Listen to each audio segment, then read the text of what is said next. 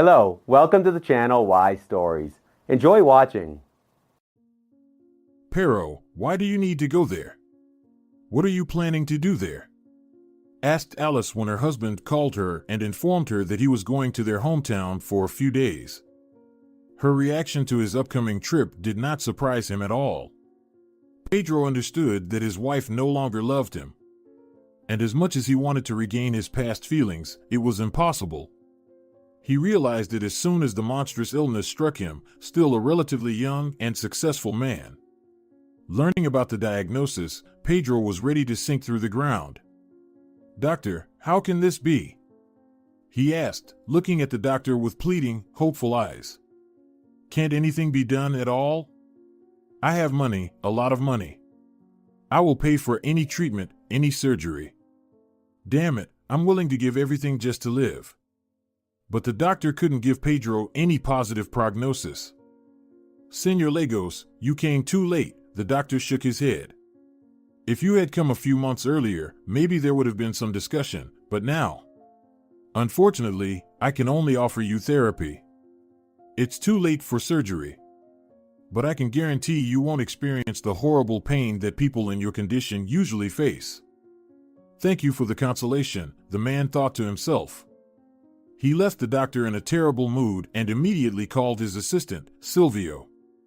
"Urgently contact all the foreign clinics. Find everything you can on the internet." "Did something happen?" asked Silvio, who had faithfully served his boss for years. "Is someone sick?" "Silvio, please don't ask unnecessary questions. Just do what I say. I'll tell you everything later." When he came home, he immediately encountered Alice, who also bombarded him with questions. "You look like you've seen a ghost today," observed his wife. "What's wrong? Trouble?" Their relationship had long become distant and cool, so Pedro was genuinely surprised by his wife's interest. "Why are you suddenly asking?" he replied with a question, but after thinking for a few minutes, he decided to tell his wife about the diagnosis the doctor had given him. Let her know, he thought to himself. There's nothing to hide now. Alice listened to her husband and couldn't believe her ears. "What will happen now, Pero?" She put on a caring look. "Maybe we should go abroad? There are good doctors there, they will definitely help you." "Thanks," exclaimed Pedro. "I wouldn't have known what to do without you. I've already instructed Silvio, he'll call the clinics. And now, please, leave me alone." "Ugh, as if I needed you," Alice thought to herself indignantly. "Why won't you get lost?" She was pondering this not because she was offended by her husband. She really couldn't care less about what was happening to him. But Alice had no intention of divorcing Señor Lagos under any circumstances. He was too good of a catch. Besides, she wasn't young anymore. After all, she had given him the best years of her life and had every right to enjoy the benefits that her husband could provide now. Their family life began modestly. When they met, the future businessman and millionaire was just simple student, with not a penny to his name. A dignified life seemed like a distant dream. It was out of the question. The newcomer of this city worked nights to afford rent and food. How he dreamed of escaping this reality. He pushed himself to work tirelessly, just awaiting the day when the loathsome poverty would be a thing of the past, clinging to any opportunity. This is what attracted Alice to him, a young student who sometimes couldn't even afford new stockings. After many years, she could hardly believe they once spent evenings in a shabby rented room with tattered wallpaper and insects. So much time had passed, it felt like an eternity. Alice, like her husband, also loved money. They were the meaning of life for her. And even though she had a sufficient amount, Alice feared losing them. At one point, Pedro found his bearings.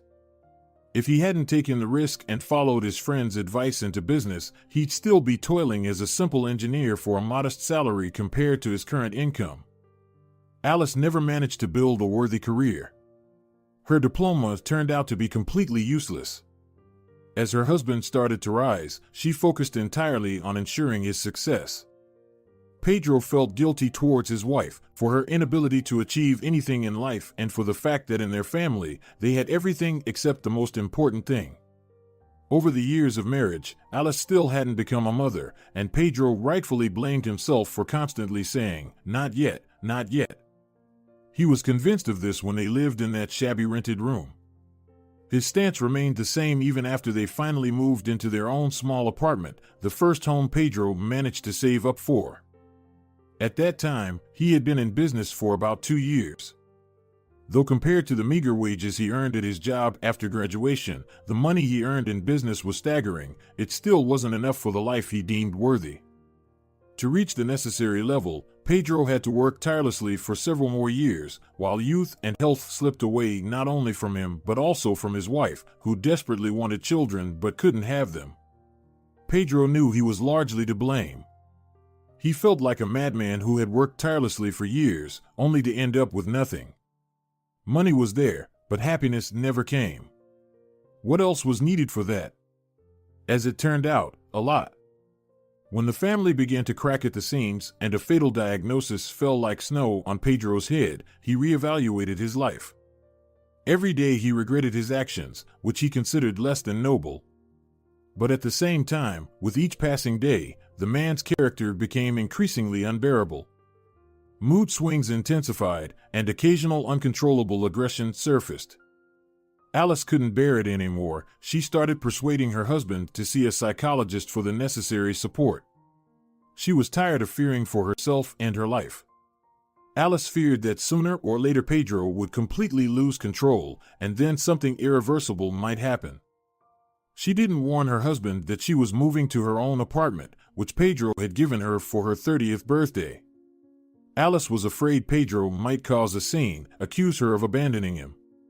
He did it anyway, but over the phone, which was at least safe for Alice.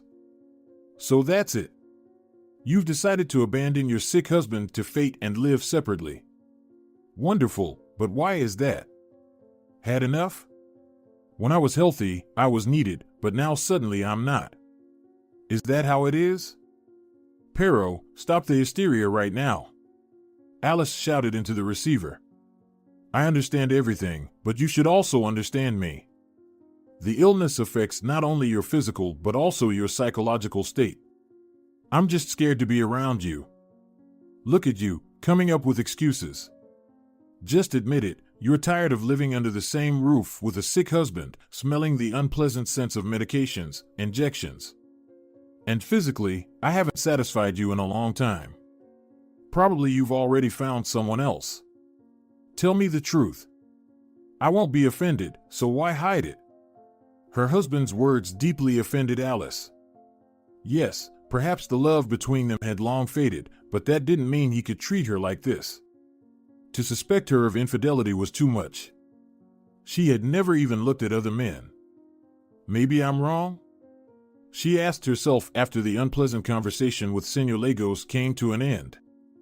If he can treat me like this, why can't I treat him badly? Why should I tolerate such treatment? I gave him the best years of my life, and he didn't even let me have children. And now I have to listen to his stream of filth. Pedro's condition worsened with each passing day, but he didn't want to show his weakness to anyone. While he treated the daily injections administered by the nurse and the weekly visits to the doctor as a necessary evil, he didn't even consider seeking help from a psychologist. Am I crazy? He asked himself, sitting in front of the mirror, where a man with a disheveled look and huge circles under his eyes looked back at him. Everything's fine with me. I even managed to work in this condition.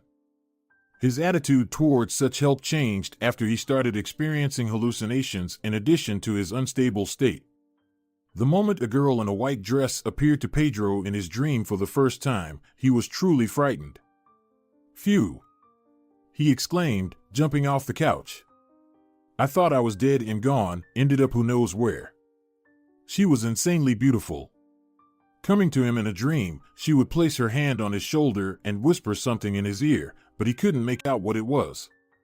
When Pedro woke up, he desperately tried to recall the words of the stranger, but no matter how hard he tried, he couldn't remember anything. Is this serious? Have I gone mad? he asked himself when he invited a psychotherapist to his home, whose phone number he got from an old acquaintance. Confidentiality was very important to Senor Lagos. No one from his circle should know what was happening to him.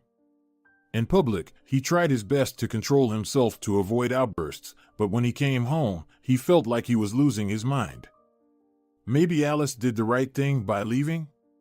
He pondered to himself. After the session with the psychotherapist, Pedro suddenly felt guilty towards his wife and for his current behavior, and for the past. It's my fault she never became a mother, he reproached himself. The sessions weren't in vain. After talking to the psychotherapist, Pedro felt lighter and lighter. He stopped losing control and psyching out, feeling calm and confident again. This is what he needed. Now he perceived his illness completely differently, as an inevitability. Pedro was no longer afraid of impending death. He reasoned about it philosophically. He stopped getting angry at his wife. Even if she found someone else, so be it, he thought. Is she not human? Everything happens in life. He understood that Alice no longer felt the same way about him as before. Over the years of their life together, which had its fair share of not only happy but also difficult moments, her attitude towards her husband changed. Partly, he was to blame for this himself, but returning to the past seemed impossible, and Senor Lagos had no future, so he accepted this cruel reality as it was, without strong emotions or resentment towards fate. One thing remained unchanged. In his dreams, the same girl still came to the man, whose face he could not remember. She was very beautiful, but when Pedro woke up, he couldn't recall any features of her face, nor her smile, nothing that he wanted to, trying repeatedly to reproduce in his memory by closing his eyes. You need to stop taking this so seriously, said the psychotherapist when Pedro again told him about seeing the stranger in his dream during another session. It's just a dream. Your subconscious mind reproduces what you would like to see in real life and nothing more. Are you saying that in real life I would like to see a bride in a wedding dress? The man was surprised. I've been married for many years and I'm not planning to divorce. Remarrying is not in my plans either. Why this silly dream? Why haunt me with this image? There were more questions than answers. Pedro hoped that with time, he would stop being bothered by the unknown girl in his dreams in a wedding dress, but the visions continued, though he started to take them much calmer. And this was the merit of the psychotherapist who taught him to perceive the recurring image as a dream, instilling this thought in his mind. What a shock Pedro experienced when he met the mysterious stranger in reality. It was something incredible, extraordinary. Seeing her, he initially couldn't believe that the girl was standing right before his eyes. He didn't remember her face, but he was more than sure that it was her. No other girl could just appear to him. From that moment, a new life began for the man, one he couldn't even think of. He didn't wait, didn't guess, and everything turned upside down in an instant. It happened so unexpectedly that the realization of the events of those months came to Pedro only after several years, when they became a distant past. At that period of his life, he wasn't up to realizations. Pedro faced a long struggle for himself and his right to exist, of which he had no idea. When several months later the doctor announced that there was no hope and none of the foreign clinics Silvio contacted agreed to accept a patient with such a diagnosis even for examination, Pedro accepted his fate with an uncharacteristic humility. By that time, he had more or less restored his relationship with Alice and occasionally talked to her. The woman never returned home. To distract herself from anxious thoughts and somehow come to her senses, she got heavily involved in renovating and arranging the new apartment. Pedro changed his attitude towards her departure. After all, she had every right to do so. She couldn't live under the same roof with a husband who had fallen into psychosis and neurosis. He decided to tell her that he was planning to go say goodbye to his mother, his only close relative. She passed away several years ago. A severe illness sent the woman, who cherished and valued life, to the other world within a few months. Senora Lagos raised Pedro alone. He never saw his father. Mom didn't like talking about him, and he didn't insist, respecting her feelings and not wanting to touch a sore spot.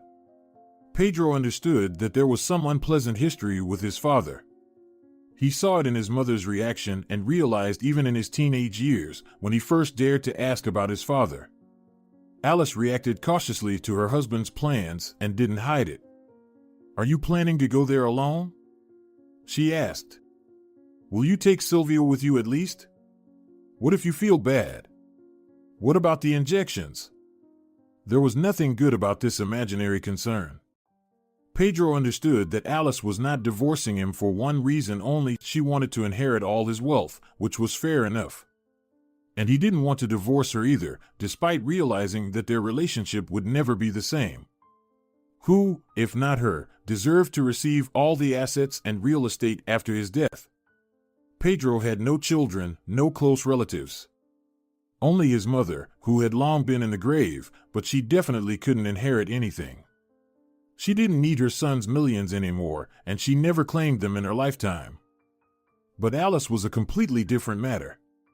But because of the strained relationship with Sonora Lagos, which had long been in the past, the woman didn't want her husband to go to their hometown in such a condition.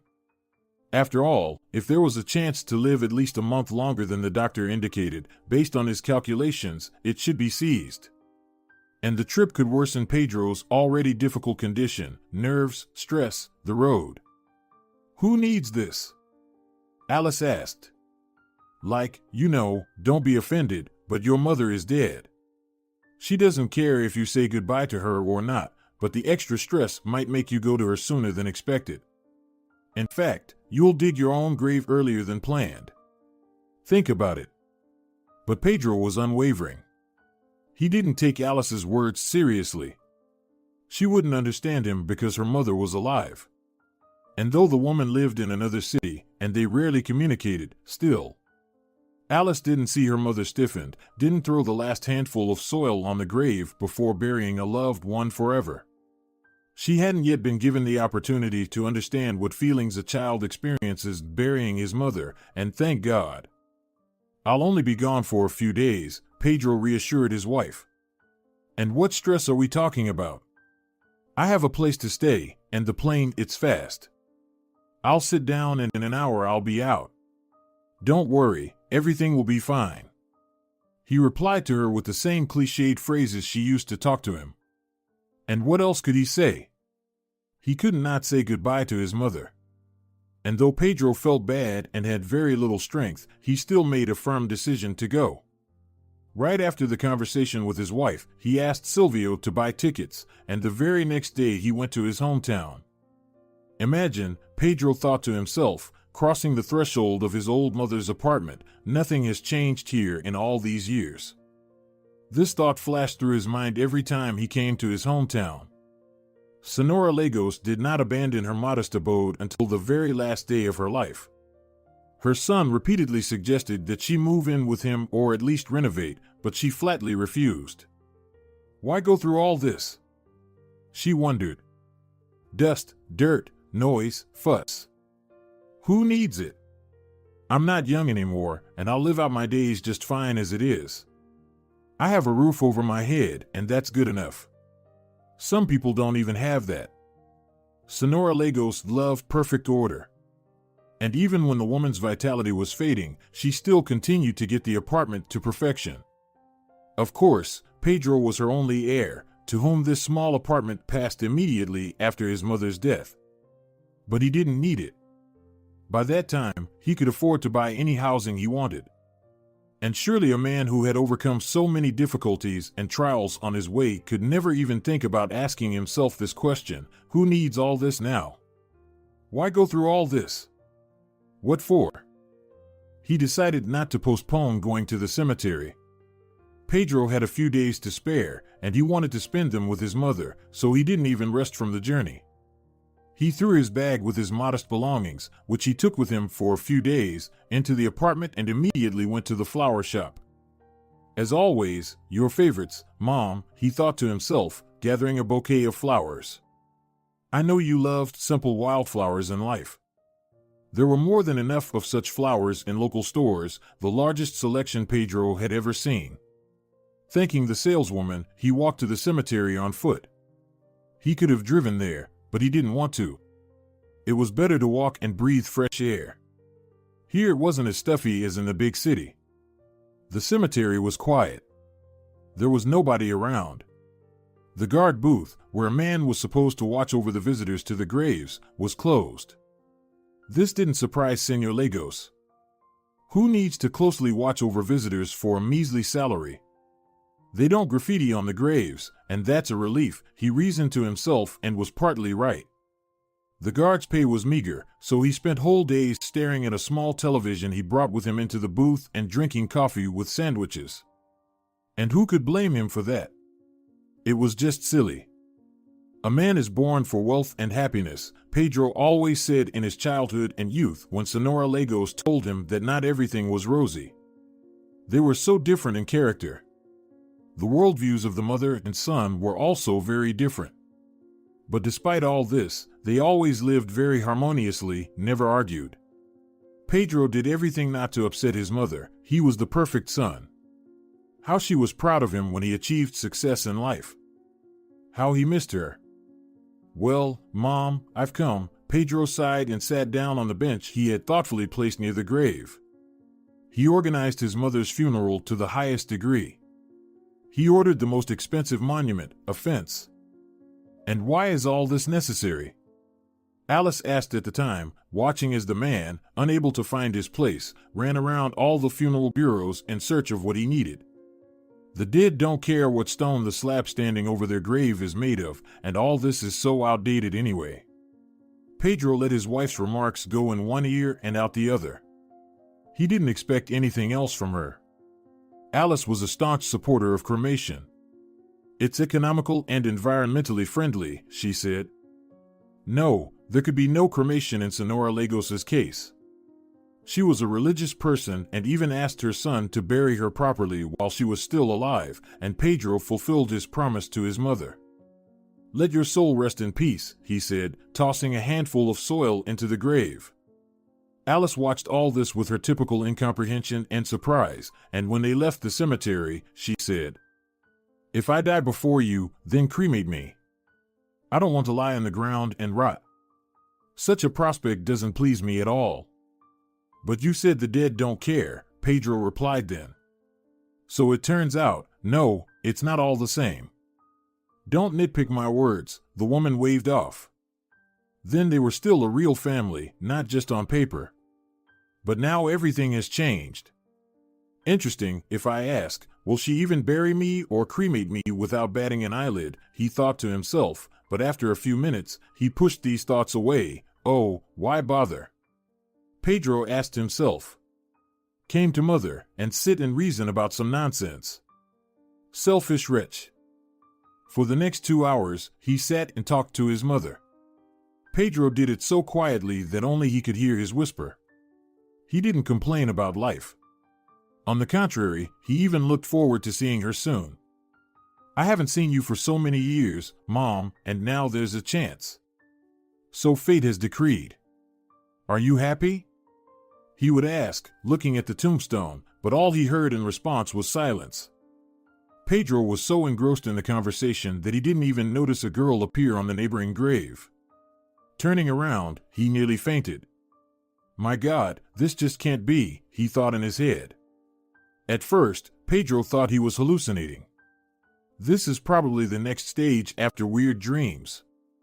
It'll pass soon, he reassured himself. But, when he turned to the neighboring grave a few minutes later, he saw the same girl again. She was a spitting image of the bride who visited him in his dreams.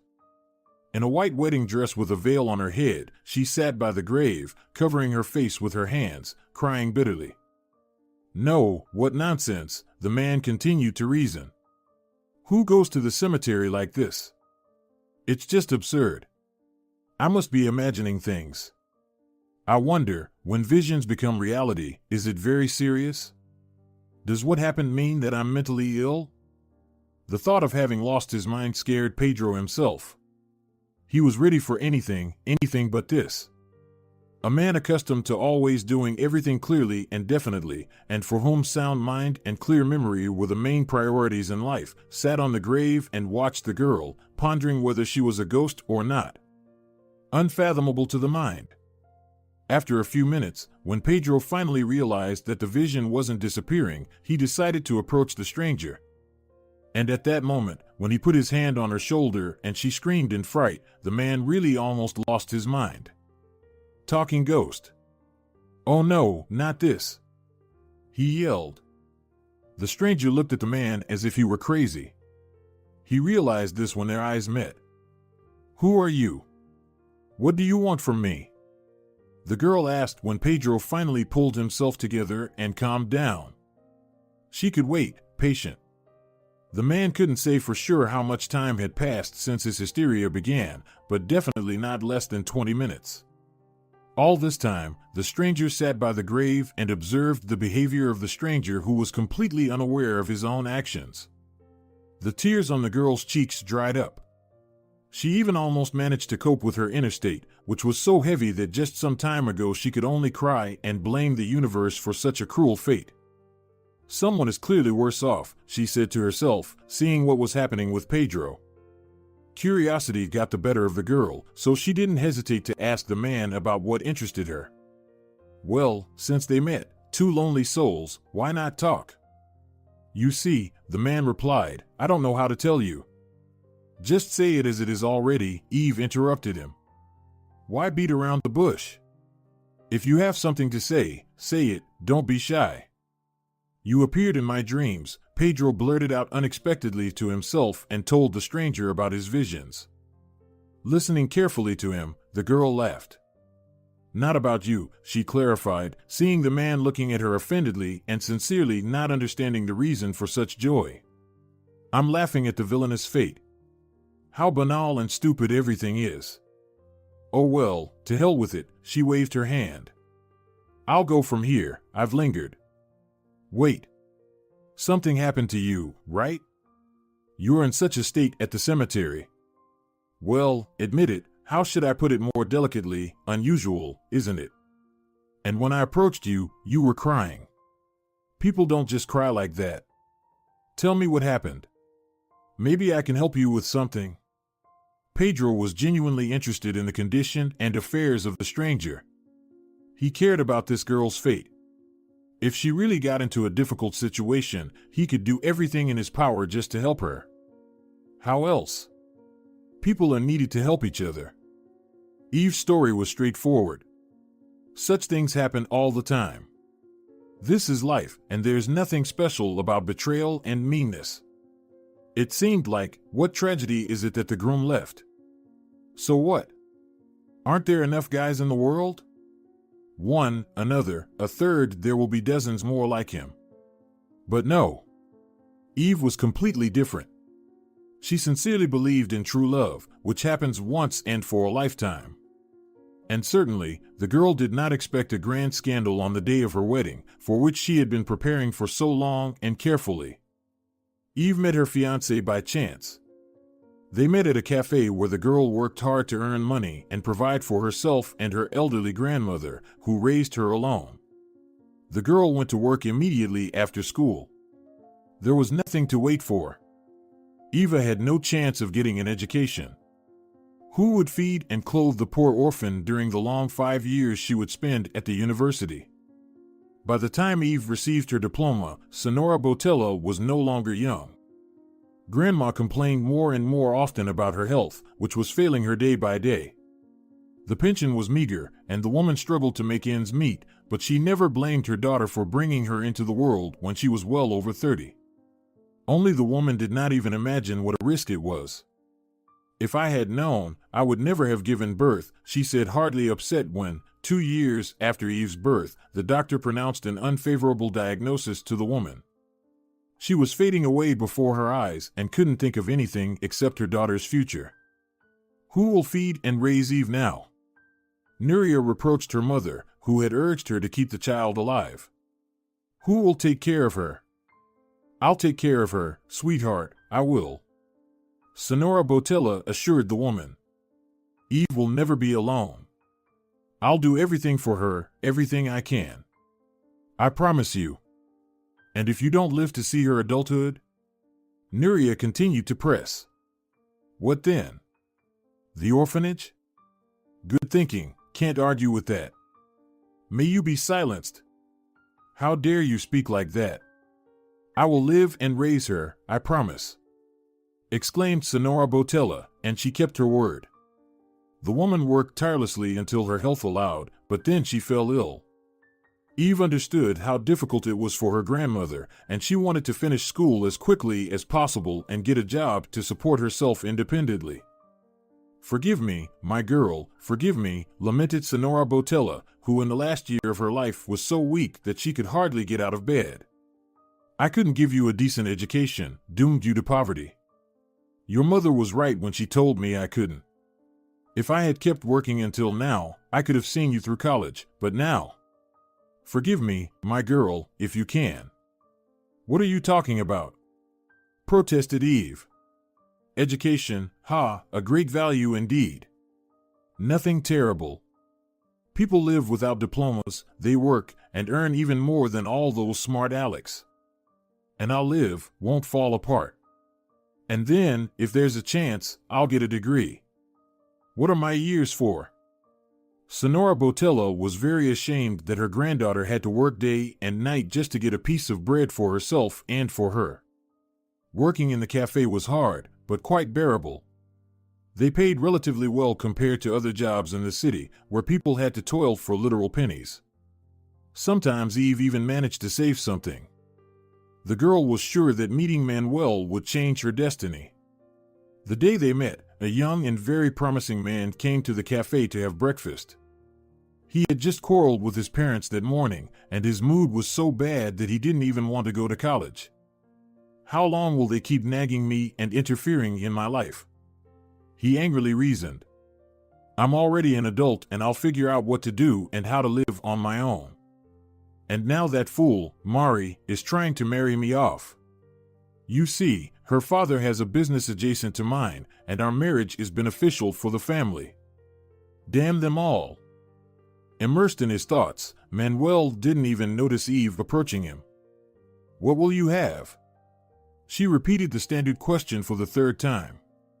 The young man responded only after the girl put her hand on his shoulder. Are you feeling unwell? Should I call an ambulance?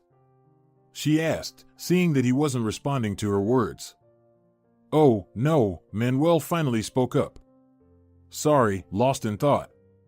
I'll have coffee and the menu, please. I'm very hungry. Here it is, Eve smiled and pushed the thick folder closer to the young man. Oh, excuse me again, he muttered. I'll call you when I've made my choice. When Eve brought coffee to the young man, he literally bombarded her with menu questions. She explained everything to him in detail, as she should, and putted the names of all the ordered dishes in a small notepad. Manuel seemed interesting and courteous to her. It couldn't be said that she fell in love with him at first sight, but he definitely aroused sympathy in her, so when he came to the cafe again and asked Eve for her phone number, she didn't refuse. At that moment, he didn't understand what he was doing to spite his father and mother, who were already asleep and saw their son down the aisle with Mari. Their relationship with Eve was developing rapidly, which Manuel's parents didn't like at all. If you marry this girl without kith or kin, forget about any money, his father said sternly. I'll disinherit you, mark my words. You'll build your family nest in a rented room in a communal apartment. Oh, as if I would be scared, Manuel waved off, unable to imagine a day without his father's money. He was sure his father was bluffing and making such threats out of anger. When he gets married, Dad will cool down and remember that Manuel is his only son and there won't be another. How can you leave your only son without a penny in his pocket? In the imagination of the young and quite spoiled guy, this was impossible. Eve, on the other hand, did not claim his money. She really loved Manuel with all her heart, and for her, accustomed to a modest life, there was certainly no fear of having to start from scratch. There won't be any room in a communal apartment, she chuckled. My grandmother and I have our own apartment. We'll manage somehow. But a few months after their acquaintance, Sonora Botella died suddenly. Eve was left completely alone, and Manuel was her only close person whom she could rely on and count on. At least that's what she thought back then when she loved him and believed in him unconditionally. And how long have you been working? He casually asked Eve. Oh, it's been 3 years already, the girl replied, not understanding why this mattered. My grandmother raised me alone. She had poor health and couldn't work, and her pension was small. So, I had to get a job at a cafe right after school. Hearing how much Eve earned, Manuel was almost speechless. He usually spent this much in a day. Of course, such a life would definitely not suit him, and he understood that, so until the last moment, he hoped for his father's leniency. Senor Montoya, however, wasted no time. His wife, Sonora Montoya, who was also vehemently against their son marrying a girl from outside their circle, fully supported her husband in everything. They both knew that Mari was in love with Manuel like a cat and just waited for her parents to arrange their marriage. That's what they decided to play. Well, you understand that this is foolishness and folly, reasoned Sonora Montoya, inviting the girl for a confidential conversation, to which she immediately agreed to come home to her future relatives. He's just showing character. It's maximalism. Mari has no other bride and can't have one except you. That's what we decided, which means you have every right to intervene in the situation. Maria preferred not to rush events. She hovered before the eyes of the young man at various events, which, like him, she attended with her parents, and hoped that sooner or later Manuel himself would notice such a desirable bride. But time passed, and the young man's attitude towards her did not change. What difference does it make? We'll get married anyway, she persuaded herself, knowing that her parents had already arranged the wedding. Love is a matter of acquisition. It will come, I'm sure of it. Naturally, Manuel didn't delve into the details of his complicated relationship with his family. To Eva about Mari and the fact that they wanted to marry him off to her, and this issue was settled, the young man did not say a word. He brazenly lied that Eva was his first love, and sooner or later, relations with the parents would improve. They would accept his choice, and for now, he would live as he pleased. There was nothing wrong with that. Eva didn't understand whom he was trying to convince more, her or himself. She could live in any conditions, but he. The girl was afraid that it would be difficult for Manuel to exist in conditions he wasn't accustomed to, and sooner or later, this could be the cause of their breakup, which she really didn't want. But everything happened much sooner than she could have imagined. How surprised Eva was when Mari showed up at the wedding, whom she didn't even know about, and caused a grand scandal, claiming that Eva had stolen her man from under her nose, and he was promised to her. Without any restraint in her expressions, Maria insulted Eva with the last words. She couldn't even imagine herself standing on the threshold of the registry office, offended and spat upon. The parents had prepared for their son's wedding in advance. Despite the rather complicated relationship between them, Manuel invited his father and mother to the celebration. They replied that they would see, and if they had time, they would definitely come. You know how we feel about all this, said Sonora Montoya. We would be very happy if you didn't get married, but you're already an adult, it's your decision, and there's nothing we can do about it. The parents were sure that their son would break down at most a week after moving in with Eva, a decision that was made so suddenly that it shocked both Sonora Montoya and Andrei Viktorovic. Son, I know you. You won't be able to live like this, the woman cried. Well, at least you have a roof over your head, but what will you live on? Buy groceries? You're not used to this. Why do you need all this? Why did you go against us? If you change your mind, everything will go back to the way it was, I promise you. But Manuel didn't even want to think about changing his mind. The young man was sure that he would have to endure deprivation for a couple of months after the wedding. Then the parents would start to miss him, the mother would regularly nag the father, and the young man knew firsthand how she could do it, and he would calm down and continue to sponsor his son. Manuel couldn't even imagine what they had planned, and when he realized it, it was already too late. So is he getting married after all? Mari asked indignantly when Sonora Montoya called her and informed her of the upcoming wedding. You said you would never decide on this. So you were wrong, weren't you? Yes, the woman answered vexedly. Unfortunately, it seems so. I'm in shock myself. When he moved in with her, I was sure he'd run away from there within a week. He seemed to have settled in, and he no longer feels like he's traded a rich, carefree life for poverty and hopelessness. But enough about that, Mari. But you understand that this is your and our last chance, don't you? We have to do something about this before it's too late. Terrifying images were already flashing before Sonora Montoya's eyes, like her son dropping out of college and working two low-paying, unskilled jobs just to support the children. She couldn't bear to imagine that, and she was ready to do anything just to ensure her boy never faced such a future. Meanwhile, Mari was jealousy tormented. She was deeply offended. How could this be? How dare he choose not her, a girl from a good family who deserved a worthy groom like no one else, but some ragtag without kin or kind? It didn't make sense to Maria, and she decided to act. The wedding was planned to be modest. Due to the conflict with the parents, there shouldn't even have been any guests. Eva had no one to invite, and as it turned out, Manuel had neither friends nor relatives. Well, it's not a big deal, the girl said. At least we won't spend any money. That's wonderful. Manuel was upset by this economy.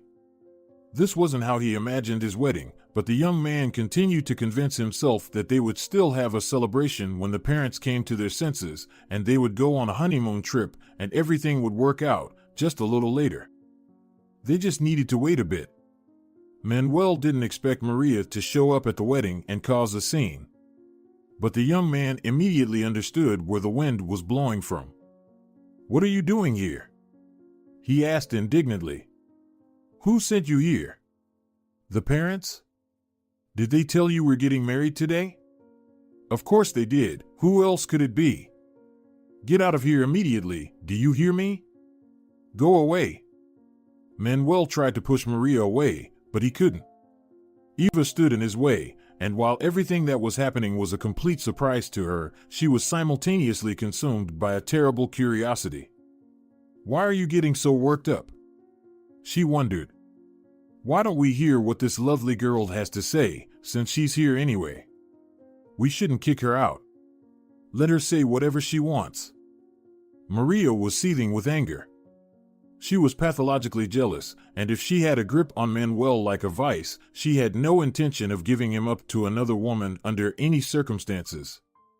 And she couldn't care less that he didn't love her.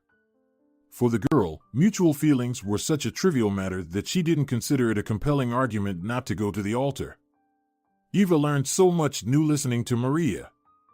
The insults that the failed groom-to-be hurled at her didn't affect her at all.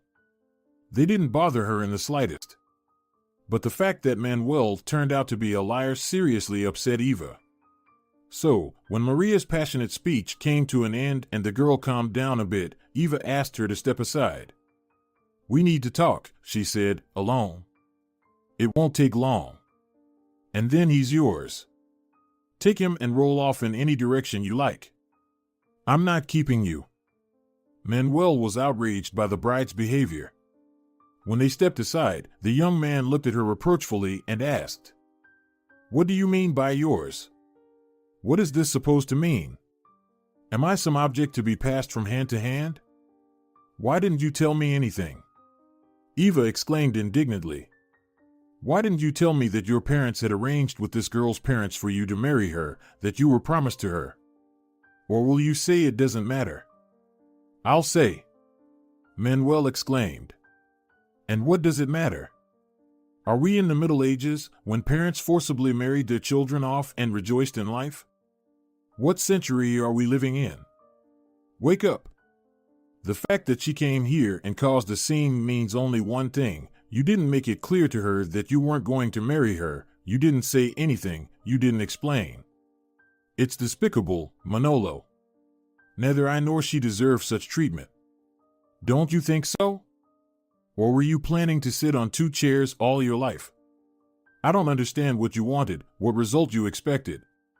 Sooner or later, it all had to end, and it did. Is that what you wanted? So you're leaving me because of this crazy woman who suddenly decided she's my bride?" Manuel asked. Are you out of your mind? Why all of a sudden? There's nothing between me and her. We've never had anything, and now you're ready to ruin everything over such nonsense? No, Eva replied. I'm not leaving you. You betrayed me. Deceived me and betrayed me. Why didn't you tell me everything right away? Why should I feel like a fool? Or did you not know you were supposed to marry her? Sort out your family arrangements yourselves. I don't want to see or hear from you anymore. Come get your stuff, and that's it. I didn't expect such treachery from you. But what can I do? Apparently, that's my fate, to be betrayed by the one I love. Eva ran away from the registry office and, reaching the cemetery, sat on a bench near her mother's and grandmother's graves. The women were buried side by side, as Sonora Botella had requested during her lifetime. I want to lie next to my dear daughter, she used to say long before her life force left her. The plot was purchased several years in advance so that no one would take it. Before her death, the woman was absolutely calm, knowing she would be buried as she wanted. But she worried about her granddaughter's fate, constantly saying she didn't like Manuel, whom she met shortly before she gave her soul to God. How right you were, grandmother, Eva whispered through tears, sitting by the grave. Why didn't I listen to you? It was a rhetorical question to which Eva had no answer. Sonora Botella, perhaps, would have been happy to help her, but she could no longer. During her lifetime, she said that Manuel impressed her as a cunning and insincere person, and she turned out to be right. I wonder what he was even hoping for. Eva thought bitterly to herself, unable to come to terms with it. Tears streamed down her cheeks. The girl couldn't calm down. And if it hadn't been for this stranger she accidentally bumped into at the cemetery, Eva might have retreated into herself and plunged into the deepest depression. Having listened to the man's story, which he immediately told her after she finished her narrative, the girl was deeply moved to the core. Eva realized that there are people who are much worse off than her, and one of them is in dire need of her help. Eva sincerely pitied him, a person who, like her, was completely alone, but also fatally ill and devoid of any hope.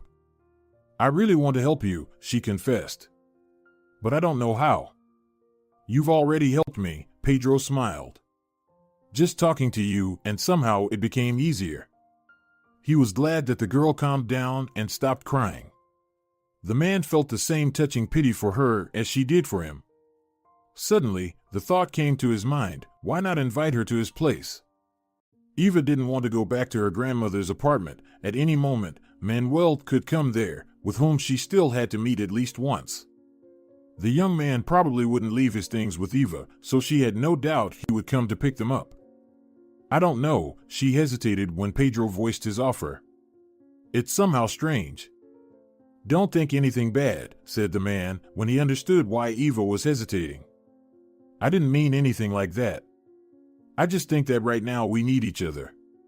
Human support is always important, especially in our circumstances. Such thoughts never crossed Eva's mind. She saw that Pedro was a very good and decent person. After thinking for a few more minutes, she agreed to go with him and didn't regret it at all. Talking to the man was easy and straightforward. During their conversation, Eva felt like they had known each other for a long time. Pedro understood her without many words. She felt such strong support from him, like never before. If you want, you can come with me, he said. You'll live there, get settled, find a job. What's waiting for you here? And there are opportunities, prospects, a completely different life. I'll help you. What are you talking about? Eva exclaimed in surprise. Where would I go? I have everything here, my apartment, my job. And anyway, Senor Lagos, how can I just leave everything behind? Oh, come on, you have nothing to leave behind, Pedro waved his hand. And stop calling me senor, we're not that far apart in age, and I feel like an old man when you talk like that. Okay, nodded Eva, feeling uncomfortable addressing an adult informally, but she didn't want to make him uncomfortable. That day, they talked about something else. Eva couldn't even remember what exactly they discussed, but she had never felt so free and easy. Their heartfelt conversation was interrupted by a phone call, which came as a complete surprise to Pedro. "Silvio, I asked not to disturb me," the man said, displeased, hearing the assistant's voice on the other end of the line. "Sorry, Senor Lagos," Silvio replied apologetically. "I remember you asked, but this is very urgent, so I decided to call you." "Well, what happened?" Pedro asked. "Don't drag it out, just tell me already." "They called from the clinic. Remember, you asked me to contact all possible foreign clinics for examination? So, one of them called today and said they're ready to accept you." Pedro couldn't believe his ears. He asked Silvio to repeat what he said several times to make sure he didn't mishear him. "I'm leaving tomorrow," Pedro said abruptly and hung up. Eva had only a few hours left to make a decision that would change her entire future. "Oh, come on, why are you so worried?" Pedro asked as he and Eva were already seated on the plane. "Everything will be fine. Manuel took his things, you changed the locks. Trust me, you have nothing to worry about." But Eva couldn't stop thinking about whether her behavior was appropriate. She was flying to a foreign city with barely acquainted man and planning to stay at his house. It was completely unlike her, but it seemed like him. Unlike Eva, Pedro wasn't afraid of anything. For the first time in many months, he had hope of recovery, albeit faint, but hope, and he planned to cling to it with all his might just to survive. Whatever happened, he knew how to survive, and over the years of prosperous existence, this skill hadn't disappeared anywhere. He simply had to pull himself together and drive away the sudden illness that had befallen him to hell. At the airport, they were met by Silvio, whose face expressed surprise. He couldn't hide it, but he also didn't dare to comment on what was happening. "We're going to your place now, right?" The assistant clarified. "Am I right?" "Yes," Pedro replied. "Tell me what's going on with the clinic, because you were babbling on the phone, and I couldn't understand a thing." During all this time, Alice didn't call him once. And although only a few days had passed, for Pedro, it was an indicator that spoke volumes. What was all this pretense for? He pondered to himself, remembering how his wife pretended to be concerned about his trip to his hometown.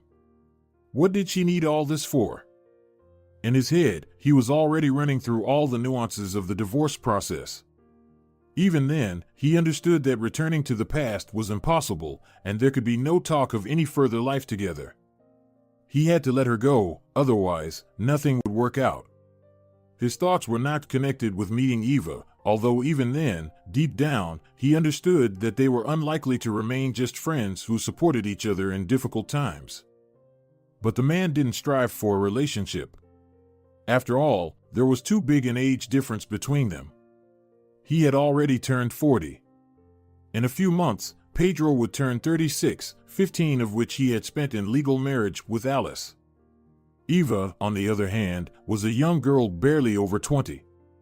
At that age, people usually date peers, although, on the other hand, one of them had already vividly demonstrated her irresponsibility and shamelessness, so Pedro had a chance to win the girl's heart, but he didn't want to impose himself. Upon arrival home, Pedro gave Eva the keys to the room where she would stay. This room was the only one in the house where he and Alice installed a lock in case guests came who were uncomfortable staying in a stranger's house without a lock. Pedro specifically allocated this room for Eva. He didn't want the girl to feel uncomfortable. "Thank you," she said admiringly. "It's very beautiful there." Eva had never seen such luxurious mansions in real life, only in movies. The girl was amazed by the beauty that now surrounded her. "I've always been curious about who lives in such houses," she chuckled over dinner. "I thought this only happened in movies." "Oh, come on," Pedro waved it off. "This isn't even the most luxurious mansion there could be. You haven't seen my friends' houses, but I think someday I'll show them to you, and you'll be equally amazed." "What did Silvio say?" Eva asked, wanting to change the subject. Of course, she was interested in the house and the interior, but it was all secondary. The most important thing was Senor Lagos's health, and she couldn't wait to find out what the doctor's prognosis was. "What did he say?" Pedro smiled. Nothing special. We need to go to the hospital tomorrow, collect medical history and all the documents, and then send them the scanned conclusions, excerpts, and images by mail. They'll review them, then give their verdict. And if there's even the slightest chance, then I'll have to fly for examination. He reasoned about it so calmly and matter-of-factly, as if it were some routine planned operation. Eva felt that Pedro had forgotten about being terminally ill and his life being at stake, but she was wrong. Pedro remembered it, he just didn't see the point in focusing on the illness. Somehow, he felt so light and calm that he simply didn't want to think about anything bad. Pedro felt that everything would be fine, and he had nothing more to worry about. When the clinic's response came 2 weeks later, he was convinced of this. So, you'll leave, and I'll stay? Eva sighed sadly when Pedro told her that the clinic was ready to accept him for examination, and Silvio had already booked a hotel and bought tickets. What am I going to do here alone? Well, you understand that I don't have time, the man replied, also regretting that he couldn't take Eva with him. To accompany me, you need to get a visa. It will take time, which, unfortunately, we don't have. People make appointments with the specialist who is ready to see me several months in advance. This is my only chance, which I can't miss. Of course, she understood everything, but she just couldn't imagine living alone in a stranger's house for so long. Pedro didn't know how long he would stay abroad. We'll see how it goes, he replied when Eva asked about it. If there's a possibility of surgery, then it's possible that I'll have to stay. I already told Silvio to take care of the paperwork for you. If circumstances arise that I have to spend several months abroad, then you'll come to me. Pedro had long thought about when to talk to Alice about divorce, before or after leaving. He was so confident in the successful outcome of the trip that he never doubted for a moment that he would return absolutely healthy from there. After weighing all the pros and cons, the man decided not to postpone the inevitable and called his wife before leaving. "Did you find a doctor?" exclaimed Alice. "I'm so happy, I congratulate you. I hope everything goes well. If someone finally agreed to examine and operate on you, then there is a chance of recovery." "That's wonderful." "Alice, listen to me," Pedro said. "I have to tell you something very important. Please don't interrupt me." "I'm listening carefully," his wife replied. "Go ahead." Upon hearing that he wanted a divorce, Alice didn't even ask why. Everything was already clear. Unnecessary, meaningless, and empty words were absolutely inappropriate. "I heard you," she said dryly when Pedro finished speaking. "I'm not surprised, it was expected. In fact, maybe it's for the best." When she left her husband's house and moved into her own apartment, for the first time in many years, she felt truly free. Alice was afraid to admit it to herself, but she increasingly found herself thinking that life without Pedro brought her pleasure. No longer did she have to adjust to his hectic work schedule, please him, or seek compromises. Apparently, over the years of marriage, she had become so tired of family life that she just wanted to enjoy solitude. And as soon as the opportunity presented itself, she immediately took advantage of it. As monstrous as it was to realize, Alice moved out from her husband not so much because she feared his bouts of uncontrollable aggression provoked by changes in his psychological state due to illness, but rather because at that moment she could do it. Until that moment, Alice had not had a single reason to move out and live separately. Like all women who had lived in marriage for many years, she feared divorce. Yes, Alice knew that Pedro wouldn't leave her high and dry, as he had informed her during the phone call, but that wasn't the main thing. Getting used to a new life and a new state of being turned out to be not so simple. However, Alice didn't expect it to be easy. She still treated Pedro well and was glad that they managed to maintain friendly relations, but their marriage had run its course. He understood it, she realized it. That's just how it happened after going through a lot of difficulties and trials. Two mature adults decided to divorce after 15 years of marriage, and such things happen in life. And there's no need to be surprised by that. Silvio will take care of preparing all the necessary documents, Pedro continued. Don't worry about the money. You've been by my side for a whole 15 years and rightfully deserve half of my estate. You'll be provided for until the end of your days. I won't shortchange you a penny, so rest assured." "I don't doubt that," Alice replied, still unable to come to terms with the situation, despite it being quite expected. Pedro didn't tell her about Eva living with him. Even if she comes to pick up her things, or for some other reason, and sees her, it's none of Alice's concern anymore, he thought to himself. He was convinced that he wasn't obligated to share the details of his life with his ex-wife anymore, and he wasn't obligated to account for himself to her either. Alice didn't encounter Eva. The woman only finalized her move a month after the conversation with her husband. By that time, Eva had already obtained her visa and flown to Senor Lagos. The man had just undergone surgery and needed care and support. "Honestly, I didn't expect you to come," he said. "Why?" The girl was surprised. "How could I do otherwise? I'm so glad they operated on you. Everything will be different now. As far as I understand, the doctor gave good prognosis, right? When will you be discharged?" "Not anytime soon," Pedro laughed. "The prognosis is good, but no one canceled the period of rehabilitation and recovery.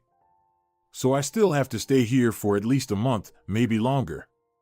I didn't expect you to come to me because I thought you'd take the opportunity. You'd move, look for a job, hang out with young people. After all, it's a big city with a lot of prospects. And here you are spending all your time on me. Won't you regret it later?" "Pero, what nonsense." Eva smiled. "What parties and prospects? That's not why I came. I wanted to support you. Money is, of course, good, but simple human care at such a difficult moment is much more important, agree?" "And then?" he asked, surprising himself by how easily he dared to ask her this question, which was worrying him so much. "What then?" Eva asked back. "Well, when I'm discharged and all this is over, will you go back, or will you find a job, or move somewhere else? What will you do then when I no longer need care and support?" Eva found it difficult to answer this question because she couldn't understand her feelings towards this man herself. Since their acquaintance, too little time had passed, and all the other events followed one after another in such a whirlwind. The girl hadn't even had time to realize that all this had really happened to her, not just in a dream. Just a little while ago, she thought she loved Manuel so much. She was so hurt when his true colors were revealed to her, his lies were so unpleasant, and now Eva felt like she had forgotten about this whole story altogether. Life had become filled with new events. She only thought about Senor Lagos's health constantly, and other thoughts simply didn't linger in her mind. But love. Maybe she just found him attractive. The age difference didn't scare Eva, she didn't consider it significant. That wasn't the main thing. The important thing was that she didn't really know him at all. That's what really worried her. Could one really talk about serious feelings for someone you've only known for a few weeks? Although, on the other hand, her relationship with Manuel also developed fairly quickly. But it was a mistake she didn't want to repeat. What if, this time too, she rushed and made a mistake again? What if Senor Lagos wasn't the person she needed? Eva didn't lie to Pedro, so she honestly said that she didn't know her future plans yet. "Honestly, I'm confused," she confessed. "Everything happened too unexpectedly and spontaneously. My measured life turned into real turmoil. I haven't gotten used to it yet." "It's okay," Pedro reassured the girl, noting to himself that she had told him the truth, and he was very glad about that. "Time will pass, everything will settle down. And don't just sit around here, go shopping. I told Silvio to give you one of my cards.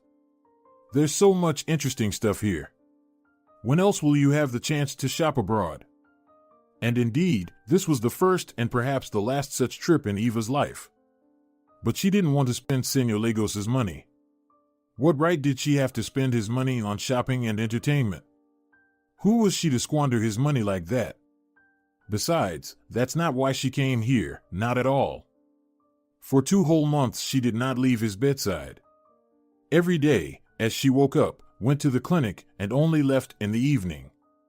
Eva read books to the man, talked to him heart to heart, took care of him as she could. During this time, he became truly close to her. With Senor Lagos, there was always something to talk about. He was a very interesting conversationalist.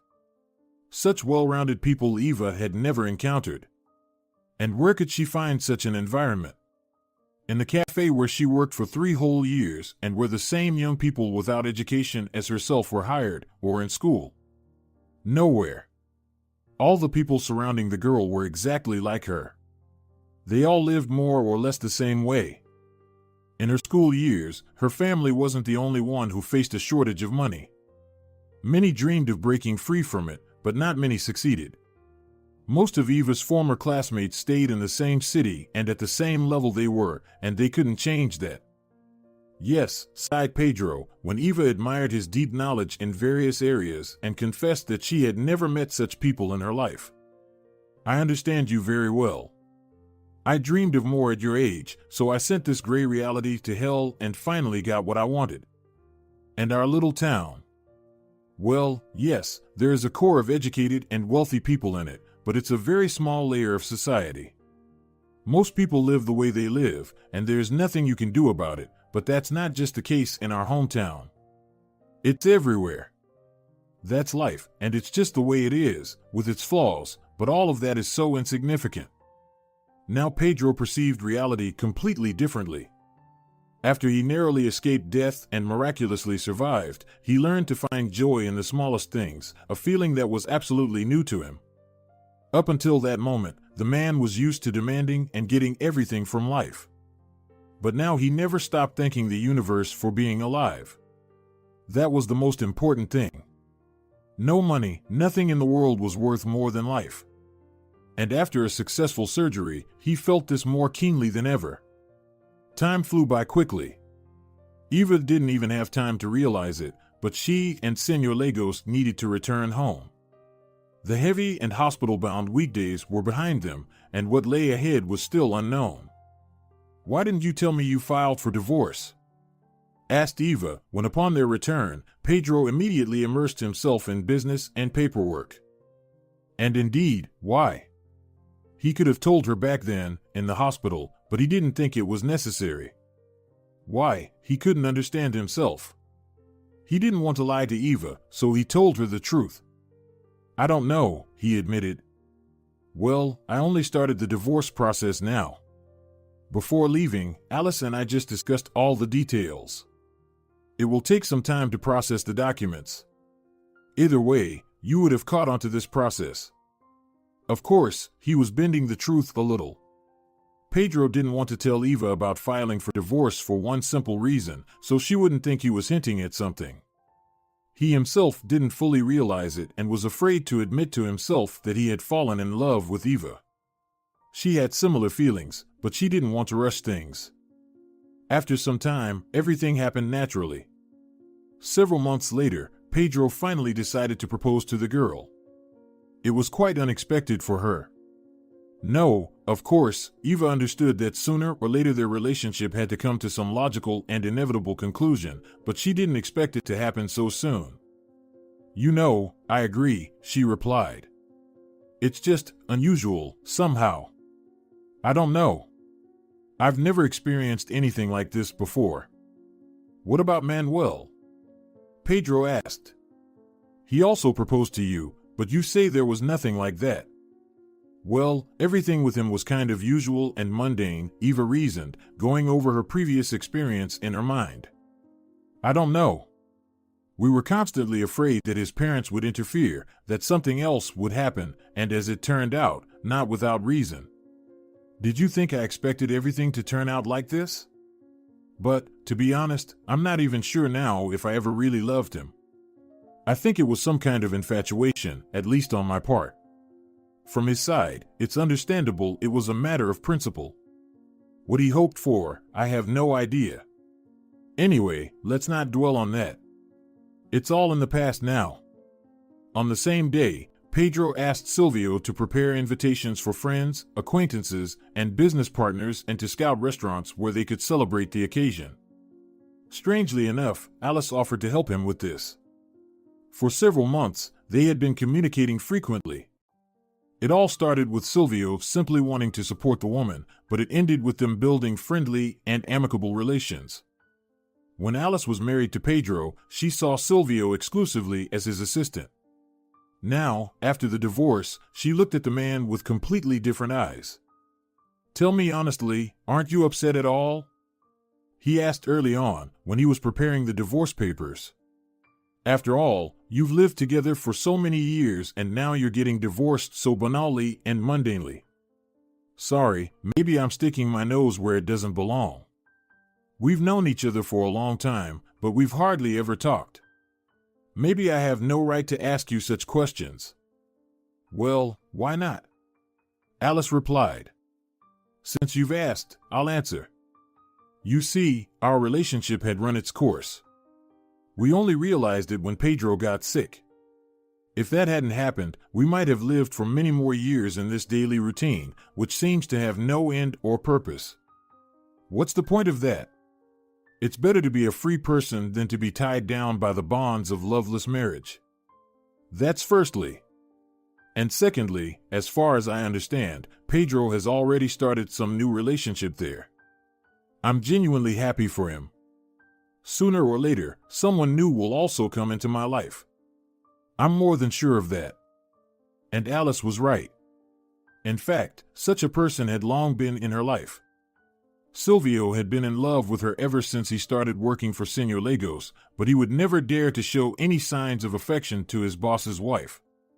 However, after the spouses divorced, he gradually began to court Alice. Silvio didn't expect reciprocity from her, he knew his place and hers. But he couldn't miss the opportunity to express his feelings to the woman he had loved for so long. It's better to be laughed at than to be branded a coward. And Alice appreciated that. Unlike Pedro, with whom she constantly faced chaos and problems, being with Silvio made her feel very calm. "Why didn't I notice you before?" she wondered. "You're such an extraordinary person. I don't even know how to put it into words." "I don't know," Silvio replied. "It's a rhetorical question, but, as they say, everything has its time." Alice never imagined that there would come a day in her life when she would be walking in the park with her ex-husband and his new wife, their children, and her new husband and son all together. It seemed utterly impossible to her, yet that day had come. 2 years after Pedro and Eva got married, their 2 daughters were born. "I never expected or imagined this," Pedro marveled. "I lived for so many years without a single child, and now suddenly there are 2. A real miracle." And a year later, Alice and Silvio's son was born. The woman never thought she would ever become a mother. She thought that topic was forever closed to her, so when her body started acting up, she didn't immediately consult a doctor. What pregnancy? She waved it off when Silvio immediately mentioned it as a possible cause of her discomfort.